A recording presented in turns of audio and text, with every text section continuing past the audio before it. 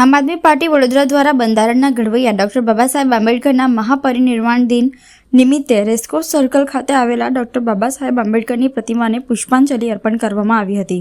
પુષ્પાંજલિ અર્પણ કરવાના કાર્યક્રમમાં આમ આદમી પાર્ટીના વડોદરા શહેર પ્રમુખ અશોક ઓઝા, આમ આદમી પાર્ટી વડોદરા લોકસભા ઇન્ચાર્જ વિરેન રામી સહિત આમ આદમી પાર્ટીના અગ્રણીઓ કાર્યકર્તાઓ ઉપસ્થિત રહ્યા હતા તથા ડૉક્ટર બાબા સાહેબ આંબેડકરની પ્રતિમાને પુષ્પાંજલિ અર્પણ કરવામાં આવી હતી। આજના દિવસે તેમનું નિધન થયું છે, જેમણે ભારતની સંવિધાનની રચના કરી,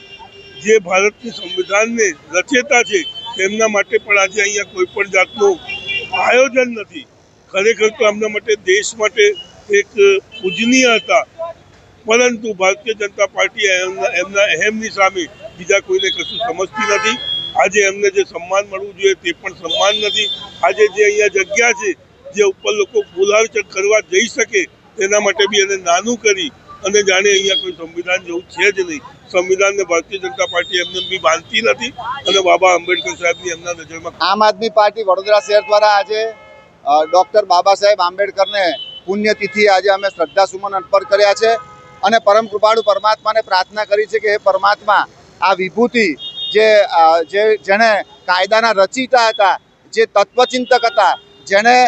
પોતાના બંધારણની અંદર ખૂબ મોટો ફાળો આપ્યો હતો, એને સાચા હૃદયથી અમે શ્રદ્ધાંજલિ અર્પણ કરી છે। પરંતુ આજે તમે જુઓ કે વડોદરા મહાનગરપાલિકાએ પણ આ જગ્યાને, કારણ કે વડોદરા મહાનગરપાલિકાએ જોવાનું હતું કે બાબા સાહેબ આંબેડકર જે છે એનો વડોદરા સાથેનો નાતો ખૂબ પુરાનો છે, ત્યારે આજે અહીંયા સજાવટ કરવી જોઈતી હતી, ફૂલોથી શણગાર કરવો જોઈતો હતો, પણ ક્યાંક ને ક્યાંક ચૂક થઈ છે, એનું અમને દુઃખ